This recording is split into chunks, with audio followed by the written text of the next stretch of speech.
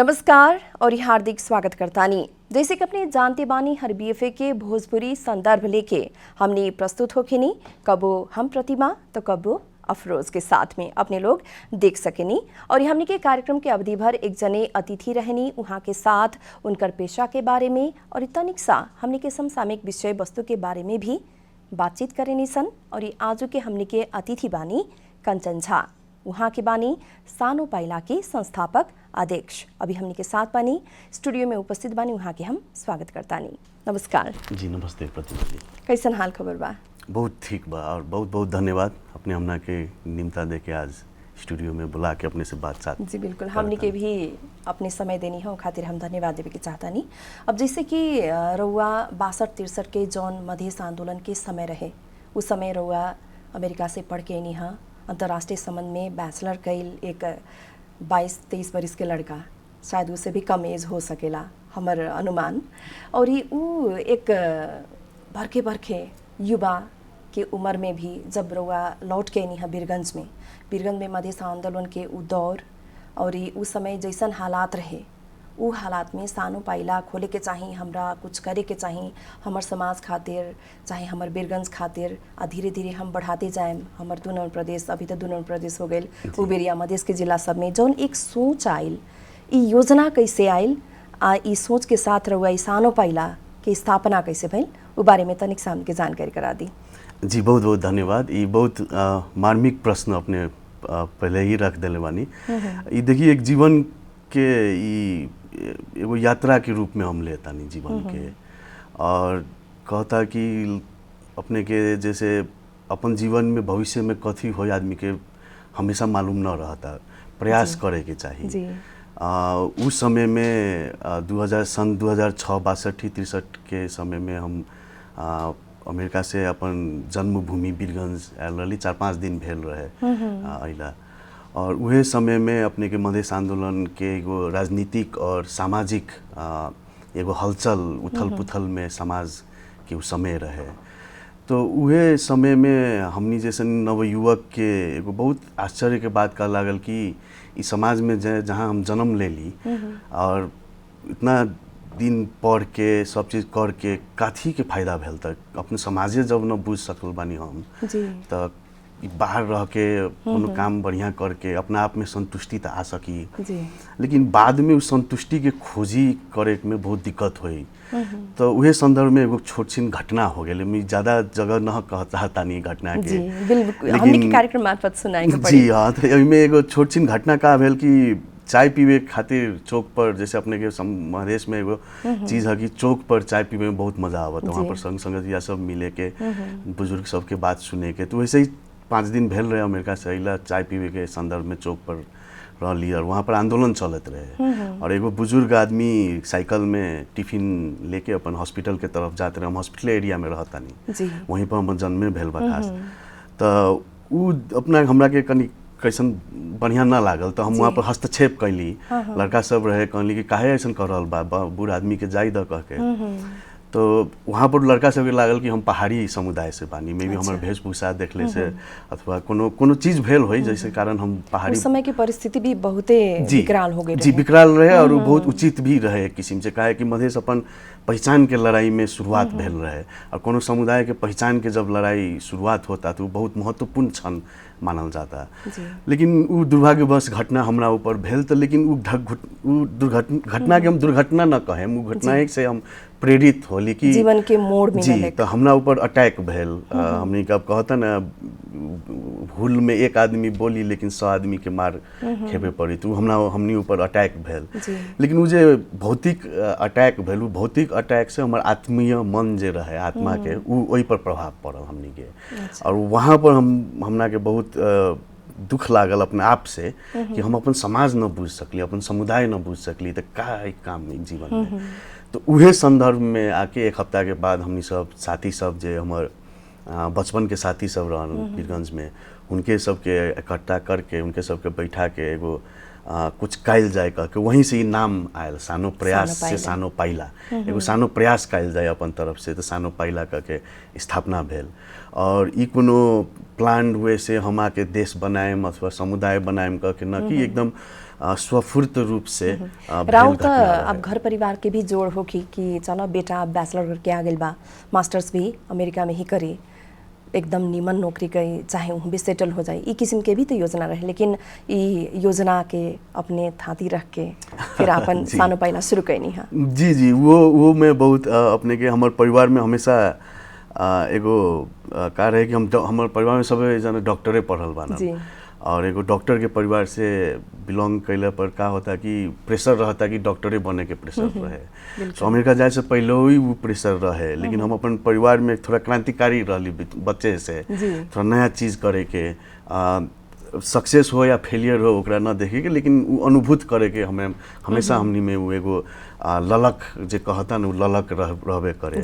तो वही संदर्भ में घरों में रहे, लेकिन घर में एगो खुशी का रहे कि ना हम लड़का अपन जगह पे आके के तो काम करता। हमनी के उहे एगो बहुत बड़का प्रोत्साहन रहे घर से, और घर के प्रोत्साहन बिना हम ये काम अवश्य न कर सकतानी। काहे कि अभी हम सब बहुत एगो मटेरियलिस्टिक सोसाइटी में रहतानी, भौतिकवादी सोसाइटी में रहतानी, जहाँ पर कितना पैसा कमाता, कितना के घर खरीद ले बा, कौन कपड़ा पहनले बानी, वही सब पर हमनी सबके जजमेंट होता उस समाज में। लेकिन वही में हमनी के परिवार के ऐसा प्रोत्साहन हमनी के दिलन कि आज वो मुकाम पर सब चीज़ करते हुए एगो सपोर्ट घर परिवार से मिलने के बाद कहता न फील्डे दोसर हो जाता का।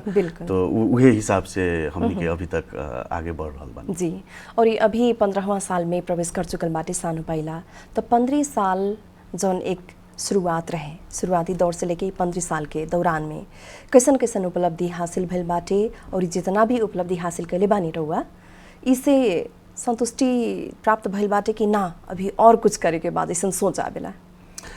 ना, संतुष्टि प्राप्त भेलो बा नहीं खो भेल बा।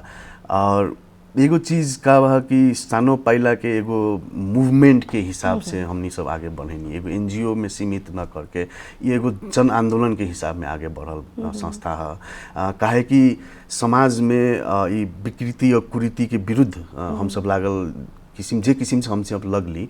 और अगर देखें तो सरकारी निकाय होल अथवा प्राइवेट ऑर्गेनाइजेशन भेल, उ सब जैसन सेक्टर के ध्यानो न देता वैसन सेक्टर में हम सब काम के लिए। उदाहरण के लिए अगर देखें तो लागू औषध के पुनः स्थापना केंद्र सब संचालन में बानी। अभी तक लगभग 4000 से ज़्यादा युवक सबके लागू औषध के चक्रव्यूह से मुक्त करके उनका सबके बढ़िया जीवन हम सब दे सकलिए। अभी तक लगभग 4000 से ऊपर बारन।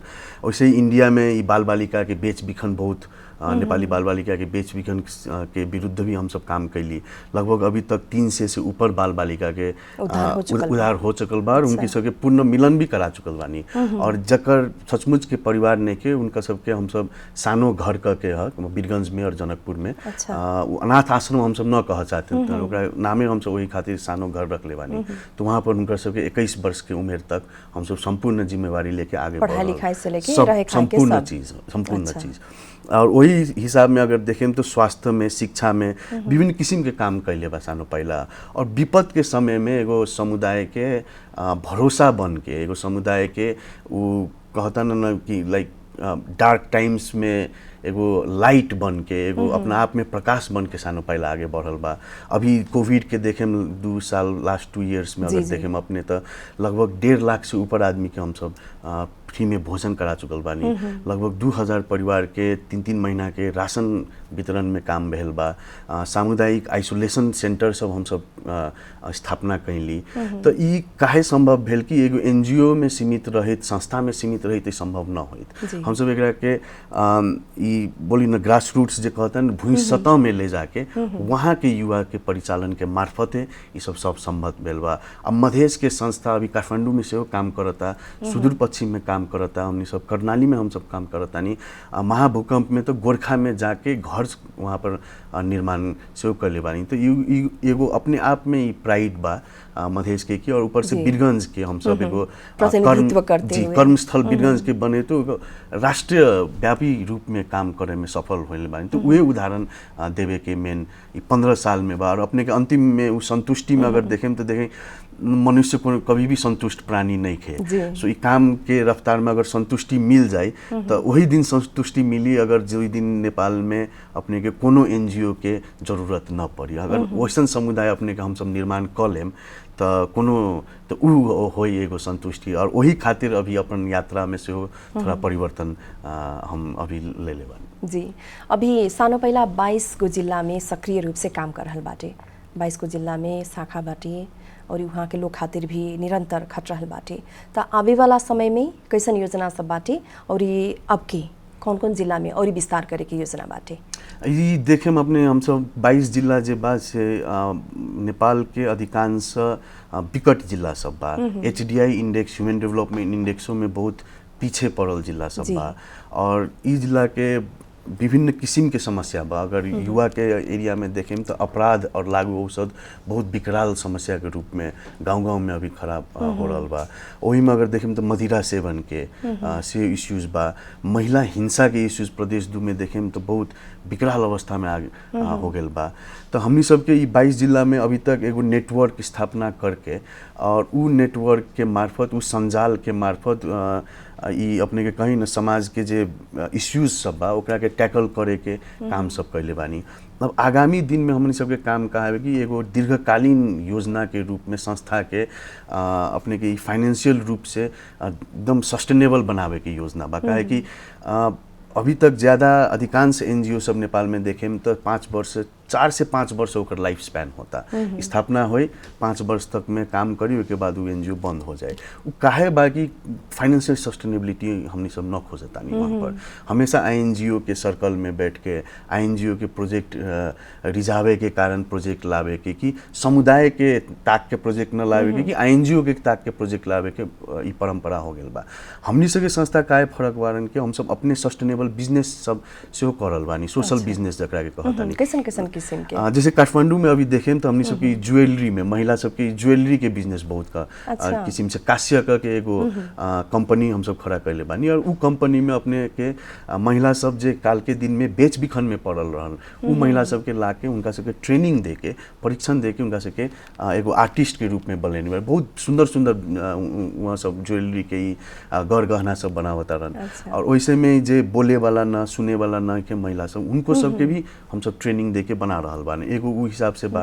वैसे एगो रेस्टोरेंट यहाँ पर सानो पाइला के हम सब स्थापना कैले बानी काठमांडू में, जहाँ पर अपराध में और लागू औषध में जे पड़ल रहे युवा सब उनके सबके ट्रेनिंग दे के रोजगारियों देवे के बा। और वही के साथे साथे अपने के संस्था के लिए कुछ रेवेन्यू भी आमदनी भी उत्पादन करे के उ हिसाब के मॉडल हम लोग तैयार कर ले बानी। तो अभी आगामी दिन के योजना ही ये है। काहे कि अभी हमनी सबके देश में समुदाय में हम का मानता नहीं कि हमनी सब गरीब तो बानी लेकिन दरिद्र नहीं खे बानी। ई समुदाय ई देश दरिद्र नहीं के। यहाँ पर विभिन्न किस्म के स्रोत साधन बा और उ स्रोत साधन के पहचान करके पूरा रूप से संभव बा यहाँ पर काम कैले के। और सानो पहला उ ज्वलंत उदाहरण भइल बा कि एनजीओ के बैगेड होके आईएनजीओ के पीछे ही पड़ के एनजीओ चली कह के उ गलत अवधारणा के हम सब कहीं ना गलते साबित कैले बानी। अच्छा, और ये 22 जिला में सबसे विकट समस्याग्रस्त जिला अपने तब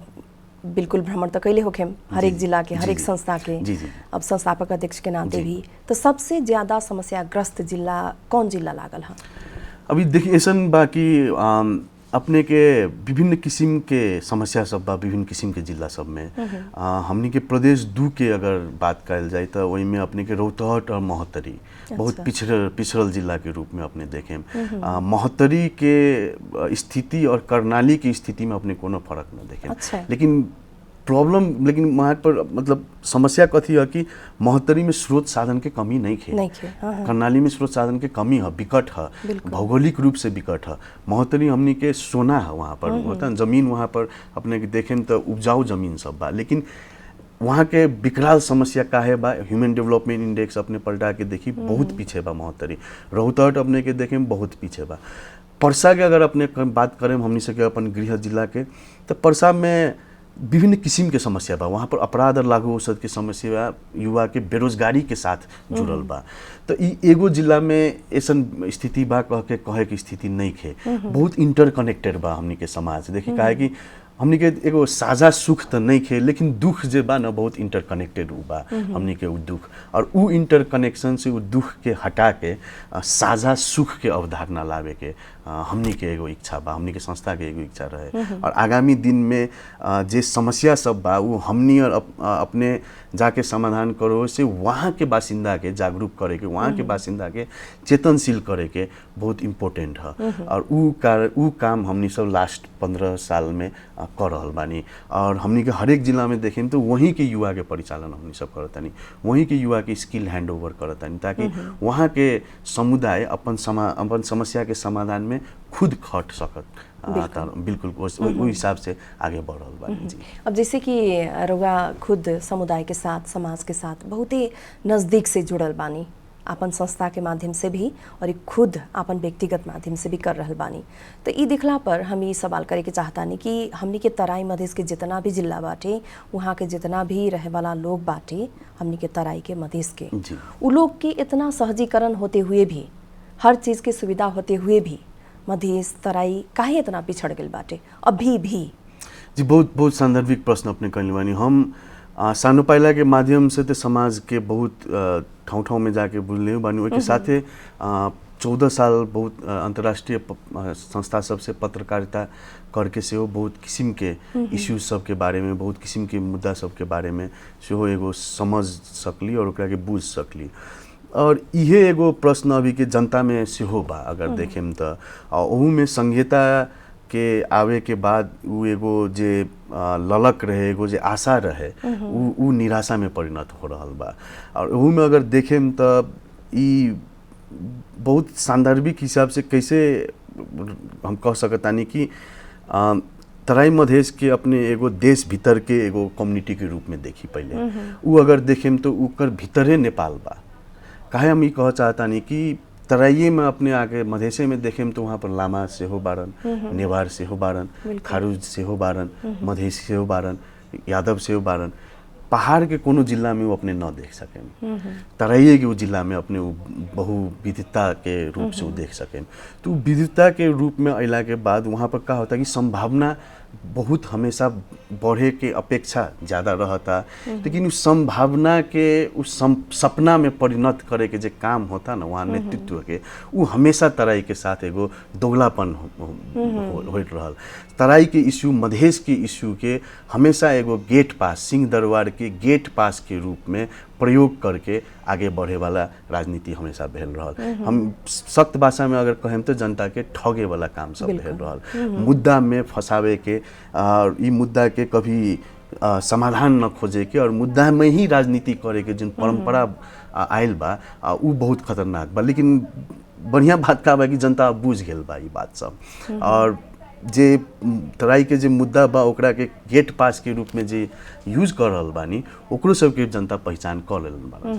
तो ई हिसाब में अभी के समस्या उ हिसाब के बा ही। लेकिन वैसे साथे साथे हमनी के का लागता कि तराई मधेश हमेशा केंद्र के कोप भाजन में पड़ल रहल। विकास तराई मधेश में बा लेकिन वहाँ पर ना होता, वो विकास कहीं ना कहीं काठमांडू आके रुक जाता, कहीं पोखरा चल जाता। लेकिन वहाँ के जो रिसोर्सेज बा, वहाँ के रिसोर्सेज के वहीं यूज करे के एगो सिस्टम हमनी सब स्टैब्लिश न कर सकलिए। और अगर लास्ट में इस सब के एक लाइन में अगर कहे चाहें तो हम ये कहें कि मधेश के साथ जे अन्याय भेल बा, मधेश के साथ जे वितरण प्रणाली में जे डिस्क्रिमिनेशन भेल बा, ओकरा के हटावे के लेल से वहाँ के अब के नया पुस्ता जे युवा सब बारन हुनका सबके उ चीज़ पहचान करके एगो आगे बढ़े के एगो विजन जरूरी बा। ना तो पीछे के काम में हम सब हमेशा ऐसे ही करके पीछे रहे। बिल्कुल, शायद यही सोच से पॉलिटिक्स में कुछ करे के चाहिए, तनिक सा अपन खुद के भी रुचि हो सकेला। रउआ नेपाली कांग्रेस में प्रवेश कैल, हमने के भल समाचार पढ़ने रहनी, हम ही जानकारी में आई रहे। तो अब के जन चुनाव होगी या अब के कुछ साल के बाद रउआ के हमने कुछ नेतृत्वदायी भूमिका में देख सकें कि कैसन सोच बाटे राजनीति में प्रवेश करे के? जी सोच सरल बा। राजनीति में नेपाली कांग्रेस मार्फत एगो नया यात्रा शुरू कैली है। वीरगंज में रह के राजनीति करे के बा, भूई सतह में रह के राजनीति करे के बा। और ये राजनीति के जे नया किस्म के अवधारणा बा ओकरा के जन्मावे के दायित्व हम अपने आप में देखतानी, हमनी सबके युवा में देखतानी। पद और पावर के लेल राजनीति नहीं है कि जनता के सेवा के लेल राजनीति, और एक बहुत किस्म के आयाम सब बा। कखनो काल के दिन में नेतृत्वदायी भूमिका पार्टी के भितरों में रह सकता अथवा कोनो पोजीशन में जाके हो सकता, वो पार्टी के काम बा। पार्टी जैसन जिम्मेवारी दी वैसने आगे बढ़े के काम है। लेकिन हम अब एगो व्यक्तिगत रूप से हमनी के कैसन राजनीति करे के मन है कि गांव-गांव में जाके, टोल-टोल में जाके युवा से प्रत्यक्ष रूप से, वृद्ध भेलन, युवा भेलन, महिला भेलन, उनका से प्रत्यक्ष रूप से बूझ के एगो बोली न एगो मर्म तैयार करे के बा, राजनीतिक सोच तैयार करे के बा। हमनी के पार्टी सब में देखेम, कम्युनिस्ट में, कांग्रेस में देखेम तो हम सब समाजवाद के बात करतानी, लेकिन समाजवाद नेपाली माटो सुहाउँदो समाजवाद कितना बात है ओकर बाद में हम सब बात न करतानी। तो अब आ गेल बा समय कि हमनी सबके युवा सन के 21वीं शताब्दी के उ एगो सोच लावे के जरूरी बा। राजनीतिक रूप में एगो राष्ट्रीय सोच अभी तक देखिए हरेक पार्टी अपन अपन अवधारणा के बात करता, लेकिन एगो राष्ट्रीय सोच के बात कोई न कर रहल बा।